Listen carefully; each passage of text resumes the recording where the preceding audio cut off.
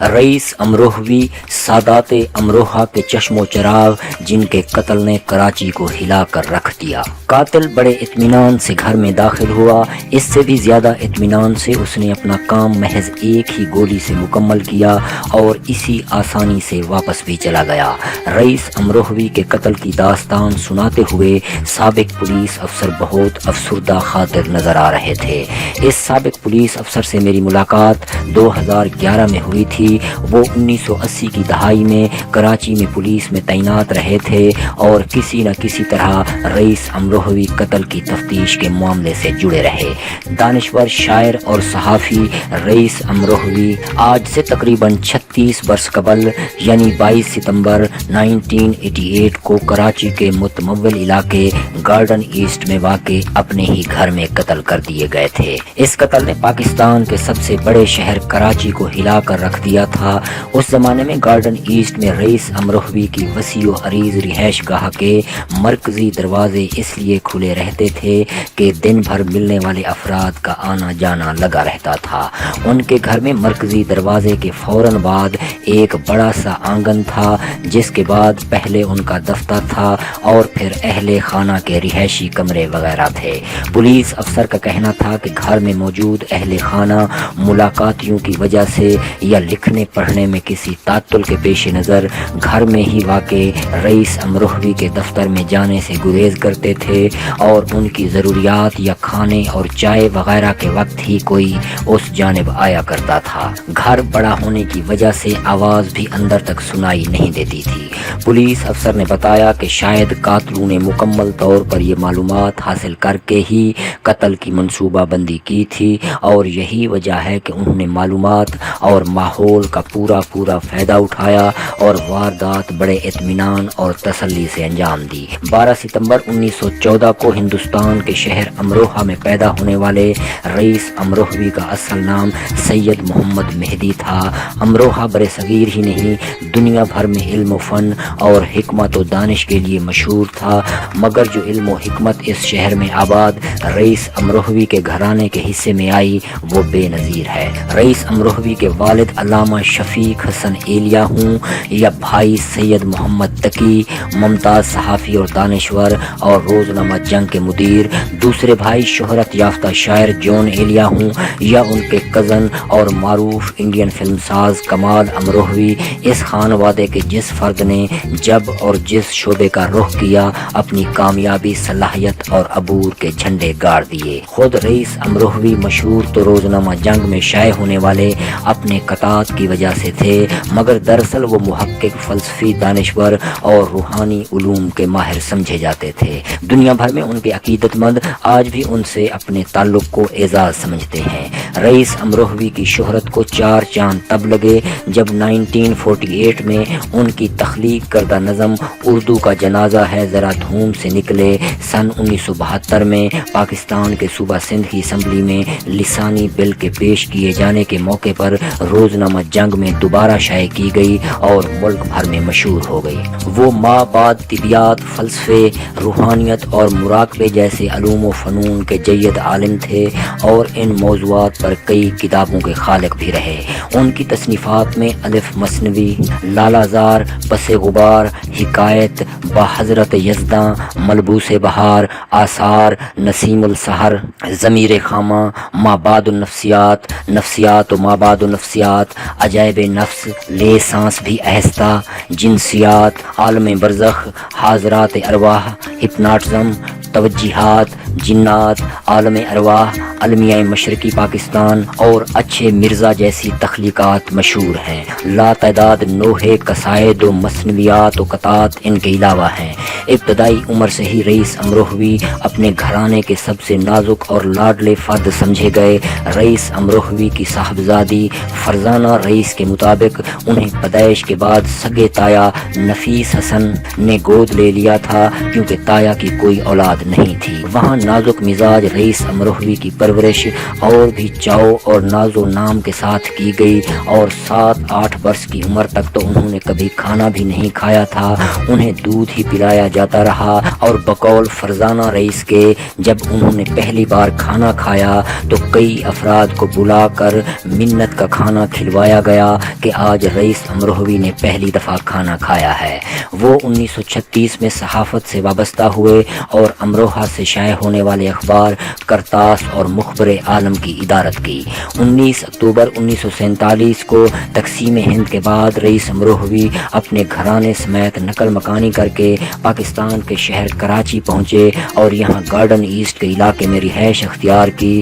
رئیس امروہوی کی زندگی اور اندوہناک قتل کی یہ کہانی لکھنے میں ان کے اہل خانہ اور اراکین، خاندان، دوستوں اور پاکستان میں قانون نافذ کرنے والے اداروں کے کئی ذمہ دار افسران و اہلکاروں نے میری مدد کی۔ اہل خانہ کے مطابق قتل کے دن جمعرات کا روز تھا اور لگ بھگ شام 5:30 بجے کے قریب رئیس امروہوی کے گھر ہی میں قائم اپنے دفتر میں مصروف تھے۔ لبنہ جرار نقوی رئیس امروہوی کی نواسی ہیں اور انگریزی اخبار دی نیوز سے طویل عرصے سے منسلک رہنے کے بعد ان دنوں فری لانس جرنلزم کر رہی ہیں۔ رئیس امروہوی کے قتل کے وقت لبنہ خود بھی اسی گھر میں رہتی تھیں اور اس دن کو یاد کرتے ہوئے بتاتی ہیں کہ گھر کافی بڑا تھا، ہم لوگ باہر برآمدے کے قریب بیٹھے تھے، دروازے بھی بند نہیں ہوتے تھے، کوئی چوکیدار بھی نہیں ہوتا تھا، گھر کھلا رہتا تھا، کوئی بھی آ جا سکتا تھا۔ میں اپنے بھائی حسن کے ساتھ بیٹھی تھی کہ ایک دم سے لگا جیسے کوئی ہلکا سا دھماکہ ہوا ہے اور اس کے ساتھ ہی گھر میں واقع نیم کے درخت پر بیٹھے پرندے اڑ گئے۔ ہم لوگ باہر بھاگے لیکن جب وہاں کوئی نظر نہیں آیا تو ہم واپس آ کر پھر بیٹھ گئے۔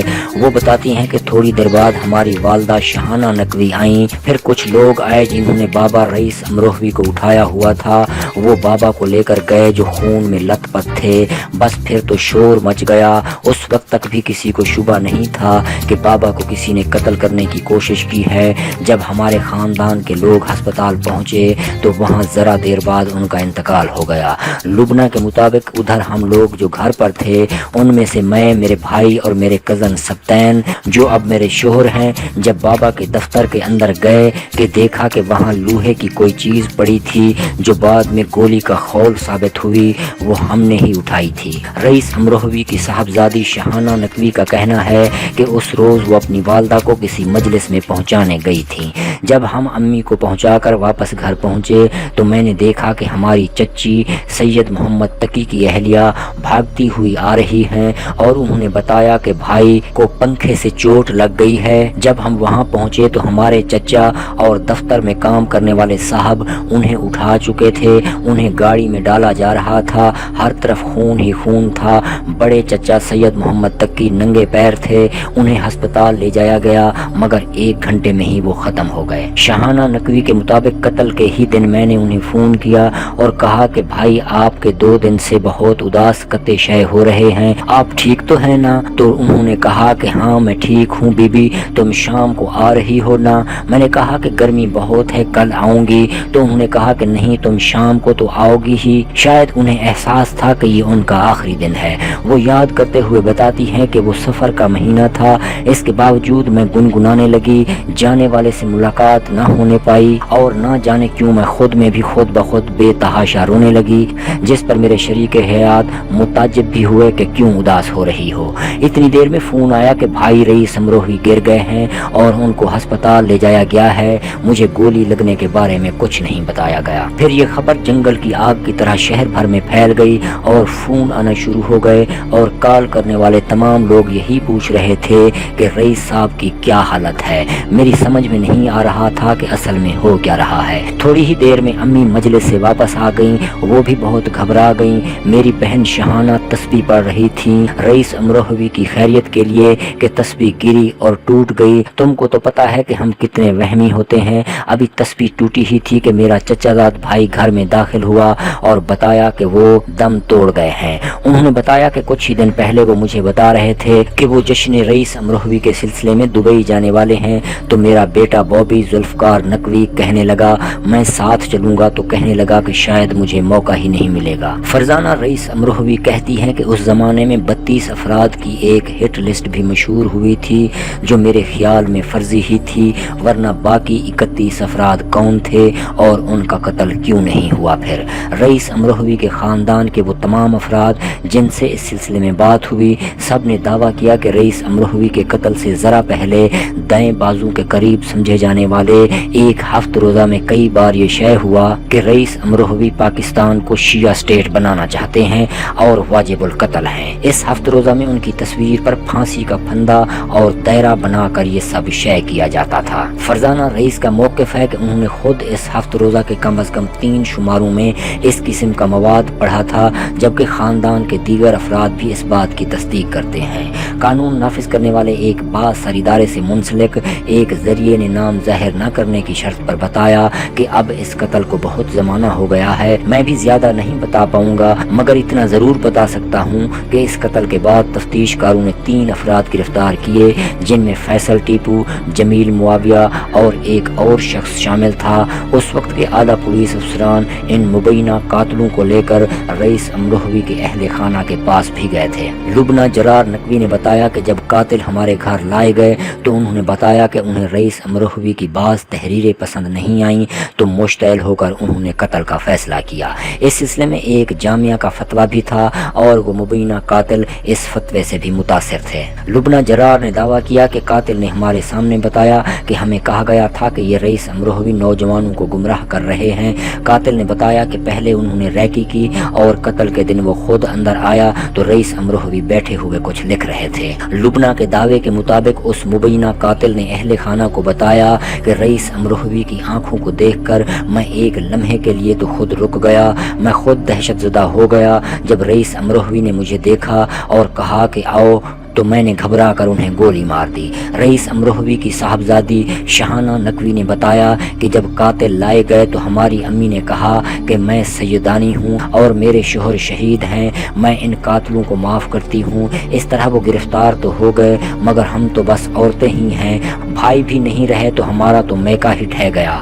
فرزانہ رئیس کے مطابق یہ تو کسی کو بھی نہیں پتا تھا کہ انہیں گولی مار کر قتل کر دیا جائے گا، مگر حکومت نے ان کی زندگی کو لاحق خطرے کے پیش نظر انہیں بتایا تھا کہ آپ کی زندگی کو خطرہ ہے تو آپ ایسا کریں کہ ایک محافظ رکھ لیں بندوق لے کر، مگر انہوں نے کہا کہ میاں میں تو چڑیا بھی مرتے ہوئے نہیں دیکھ سکتا۔ فرزانہ رئیس نے بھی قانون نافذ کرنے والے بااثر ادارے کے افسر کی اس بات کی تصدیق کی کہ 3 افراد گرفتار کیے گئے، اور جب انہوں نے پولیس تفتیش کاروں کے سامنے اعتراف جرم کر لیا تو انہیں خاندان سے ملوایا گیا تھا۔ اس گروپ کو ہمارے گھر لایا گیا تھا، ہم لوگ برقع اوڑھے کھڑے تھے اور واقعتاً کانپ رہے تھے۔ فرزانہ رئیس کا کہنا ہے کہ رئیس امروہوی کو کشتی نوح کے بارے میں ایک آرٹیکل لکھنے پر دھمکیاں بھی آئی تھیں اور کہا گیا تھا کہ اس قسم کا پرچار بند کرو۔ وہ کہتی ہیں کہ ہمارا کوئی بھائی نہیں تھا اور یہ بالکل اندھا کیس تھا، اس لیے ہم اس کی پیروی نہیں کر سکے۔ جمیل معاویہ کی ضمانت ایک دینی سیاسی جماعت نے کروائی تھی۔ ہماری امی شروع میں شک کرتی تھیں کہ رئیس کو کراچی کی ایک سیاسی جماعت نے قتل کیا ہے، مگر جب مبینہ قاتل ہمارے سامنے لائے گئے تو انہوں نے قتل کا اعتراف کیا۔ رئیس امروہوی کے نواسے ذوالفقار نقوی کا دعویٰ ہے کہ رئیس امروہوی کا قتل فرقہ وارانہ تشدد کا شاخسانہ تھا۔ اس واقعے سے محض 2 ہی دن قبل گارڈن کے علاقے میں سینٹ لارنس نامی چرچ کے پادری کا بھی قتل ہوا تھا، اور اس وقت بھی پولیس حکام کا شبہ تھا کہ پادری کا قتل بھی فرقہ وارانہ نوعیت کا تھا۔ ذوالفقار نقوی نے بھی وہی الزامات دہرائے جو فرزانہ رئیس نے عائد کیے تھے۔ ذوالفقار نقوی کے مطابق قتل کے وقت جب گولی چلی تو کوئی شخص بھاگتا ہوا آیا کہ رئیس صاحب اپنی رائٹنگ ٹیبل کے نیچے پڑے ہیں، خون میں لت پت۔ بعد میں پولیس نے اسی کو اس شعبے میں گرفتار بھی کر لیا تھا کہ شاید وہ قتل میں ملوث ہو، مگر بعد میں اسے رہا کر دیا گیا۔ جب گھر والے پہنچے تو رئیس امروہوی نے کہا پنکھا، یہی وجہ ہے کہ ٹی وی پر ابتدا میں یہ خبر چلی کہ وہ پنکھا لگنے سے چل بسے، حالانکہ بعد میں ہسپتال میں ڈاکٹرز نے بتایا کہ شاید وہ پنکھا کھولنے کو کہہ رہے ہوں گے، کیونکہ جب کسی کے سر یا دماغ میں چوٹ لگے تو اسے شدید گرمی کا احساس ہوتا ہے۔ ہسپتال پہنچانے پر جب ڈاکٹرز نے پوچھا کہ آپ کا نام کیا ہے تو انہوں نے رئیس امروہوی نہیں بتایا بلکہ سید محمد مہدی بتایا۔ وہ بتاتے ہیں کہ جب میڈیکل لیگل ایگزامینیشن میں پتہ چلا کہ یہ زخم جو ان کے سر پر ہے وہ تو پنکھے کا ہو ہی نہیں سکتا بلکہ یہ تو گولی کا زخم ہے، تو پولیس کیس بن گیا۔ لیاقت نیشنل ہسپتال میں ان کے آپریشن کی تیاری ہو رہی تھی کہ ان کی وفات ہو گئی۔ وہ بتاتے ہیں کہ ادھر گھر پر ان کی تدفین کی تیاریاں تیاریاں ہو رہی تھیں اور جون ایلیا کا خیال تھا کہ نماز جنازہ نشتر پارک میں پڑھائی جائے کیونکہ بہت لوگ آئیں گے جن میں تمام مسالک اور فرقہ کے لوگ ہوں گے اور تعداد بھی بڑی ہوگی۔ مگر سید محمد تقی سمیت بعض اہل خانہ نماز جنازہ امام شاہ کربلا ٹرسٹ رضویہ سوسائٹی میں کروانے کے حق میں تھے۔ متحدہ قومی موومنٹ سے تعلق رکھنے والے عبدالرزاق خان اس وقت کراچی کے ڈپٹی میئر تھے اور انہوں نے پیشکش کی کہ مزار قید کے احاطے میں تدفین کی جا سکتی ہے، مگر خاندان کے افراد کے اصرار پر سخی حسن کا انتخاب ہوا۔ ذوالفقار نقوی کے مطابق جنازے میں 10 سے 15 ہزار افراد نے شرکت کی۔ آگے ٹریفک پولیس راستے بند کرتی جا رہی تھی تاکہ جلوس جنازہ منزل پر پہنچ سکے۔ ذوالفقار نقوی کے مطابق دوسرے ہی دن کراچی شہر میں احتجاجی مظاہرے بھی شروع ہو گئے۔ ذوالفقار نقوی نے یہ بھی دعویٰ کیا کہ ایک دفعہ وہ وہیں تھے جب رئیس امروہوی کو دھمکی آمیز فون آیا کہ کشتی نوح کے بارے میں پروپیگنڈا بند کرو، جس پر رئیس امروہوی یہی کہے جا رہے تھے کہ جی آپ اپنی گوہر افشانی جاری رکھیے، میں سن رہا ہوں۔ ذوالفقار نقوی نے یہ دعویٰ بھی کیا کہ جب تک یہ قاتل پکڑے نہیں جا رہے تھے تب تک اس قتل کے حوالے سے طرح طرح کے نام لیے جا رہے تھے، غرض جتنی منہ اتنی باتیں۔ انہوں نے کہا کہ پھر بے نظیر بھٹو کی قیادت میں پیپلز پارٹی کی حکومت قائم ہونے کے بعد سیاسی قوتوں پر بھی اس قتل کا الزام عائد کرنے کا آغاز ہوا۔ میرے والد کے پاس وزیر اعلیٰ کا فون آیا کہ ہمیں شک ہے کہ اس قتل میں ایک سیاسی جماعت ملوث ہے، جس پر ہمارے گھر والوں نے کہا کہ ہمیں تو نہیں معلوم کہ کس نے قتل کیا ہے، آپ کے پاس حکومت ہے، یہ تو آپ کا کام ہے کہ پتہ لگائیں کہ کس نے قتل کیا ہے، مگر حکومتی اصرار تھا کہ خاندان یہ الزام عائد کرے تاکہ تفتیش کا رخ اس طرف موڑا جا سکے۔ وہ بتاتے ہیں کہ کافی عرصہ بعد پیپلز پارٹی کے ایک سینئر اور اس وقت کے معاون خصوصی وزیر اعلیٰ سندھ تاج حیدر سے ہمارے خاندان کی کہیں ملاقات ہوئی اور جب اس حوالے سے بات شروع ہوئی تو تاج حیدر نے سختی سے سیاسی جماعت کے قتل میں ملوث ہونے کی تردید کی۔ رابطہ کرنے پر پیپلز پارٹی کے رہنما تاج حیدر نے رئیس امروہوی کے خاندان کی جانب سے بعض الزامات کی تصدیق و تائید کی۔ تاج حیدر کا کہنا تھا کہ یہ خاندان تو ہمارے خاندان کا قریبی دوست رہا ہے، ہمارے تمام بھائیوں سے ہمیشہ رابطے رہے۔ رئیس امروہوی کے قتل کی تفتیش جاری تھی کہ ایک روز صبح 7:30 بجے وزیر اعلیٰ سندھ عبداللہ شاہ کا فون آیا کہ میرے پاس پہنچ جائیے۔ جب میں پہنچا تو وزیر اعلیٰ نے بتایا کہ جو آدمی شبے میں حراست میں ہے اس کے پاس سے آپ کے گھر کا نقشہ بھی برآمد ہوا ہے اور وہی لوگ جو رئیس امروہوی کو قتل کرنا چاہتے تھے وہی آپ کے والد پروفیسر قرار حسین صاحب کو بھی قتل کرنا چاہتے تھے، اور واقعی جب میں نے دیکھا تو نقشہ تو گلشن اقبال میں واقع ہمارے ہی گھر کا تھا۔ تاج حیدر نے انکشاف کیا کہ بابا پروفیسر قرار حسین لائبریری میں رہتے تھے۔ جو مبینہ ملزم پکڑا گیا تھا جمیل معاویہ، اس نے تفتیش کاروں کو بتایا کہ وہ ہماری لائبریری میں اندر آ گیا تھا اور 1.5 گھنٹے تک ہماری لائبریری میں بیٹھ کر انتظار کرتا رہا کہ بابا آئیں تو انہیں بھی قتل کر دے۔ وہ تو اتفاق سے بابا اس دن وہاں تھے ہی نہیں، پھر وہ میرے کمرے میں بھی آیا تھا۔ انہوں نے کہا کہ ہمیں یقین ہوا کہ یہ فرقہ وارانہ تشدد کا شاخسانہ تھا کہ رئیس صاحب کو بھی قتل کر دیا گیا تھا اور بابا کو بھی قتل کرنا چاہتے تھے۔ تاج حیدر نے دعویٰ کیا کہ جب آئی جی سندھ افضل شگری ملزمان کو رئیس صاحب کے خاندان کے پاس لے کر گئے کہ یہ ملزم ہیں تو رئیس صاحب کی اہلیہ نے کہا کہ ہمیں کوئی کارروائی نہیں چاہیے۔ رئیس امروہوی کی بیوہ نے کہا کہ وہ رئیس امروہوی تو چلے گئے ہیں، میں بچوں کے ساتھ ہوں اور اب بچوں کو بچانا چاہتی ہوں، کسی جھگڑے میں نہیں پڑنا چاہتی۔ تاہم سابق آئی جی سندھ پولیس افسر شگری تاج حیدر اور رئیس امروہوی کے اہل خانہ کے موقف سے اختلاف کرتے ہیں۔ افسر شگری نے اس حوالے سے بات کرتے ہوئے کہا کہ اول تو اب اتنا عرصہ ہو گیا ہے کہ انہیں یاد نہیں کہ اس وقت وہ سندھ میں تعینات تھے بھی یا نہیں۔ سابق آئی جی سندھ افضل شگری نے کہا کہ یہ بات ہی عجیب لگتی ہے کہ کوئی پولیس افسر زیر تفتیش ملزمان کو لے کر مقتول کے اہل خانہ سے ملوانے جائے۔ رئیس امروہوی کے نواسے ذوالفقار نقوی کے مطابق ملزمان بعد ازاں عدم ثبوت کی بنیاد پر بری ہوئے اور مقدمہ ختم کر دیا گیا۔ رئیس امروہوی کی نواسی لبنہ جرار نقوی نے بتایا کہ 3 دن تک ہمارے گھر میں پورا شہر جمع ہوتا رہا، ایسا لگ رہا تھا جیسے شہر کا کوئی اپنا قتل ہو گیا ہو۔ فرزانہ رئیس کہتی ہیں کہ بس رئیس امروہوی کے بعد یوں لگتا ہے کہ آسمان نہیں رہا سر پر، ہم بہت کلوز نہیں تھے، ہمارے اور ان کے درمیان ہمیشہ ایک حجاب تھا، ہم کوئی دقیانوسی خاندان نہیں تھے، وہ پورے شہر کے بابا تھے، صرف ہمارے بابا نہیں تھے، مگر اپنی اجتماعی سماجی زندگی میں گوناگوں مصروفیات کی وجہ سے اہل خانہ کے ساتھ کم وقت گزار پاتے تھے۔ فرزانہ کہتی ہیں کہ وہ بہت نرم خو تھے، ہم ہماری والدہ امروہہ کی سب سے خوبصورت عورت مشہور تھیں، مگر انہیں بھی ہمیشہ یہ شکایت رہی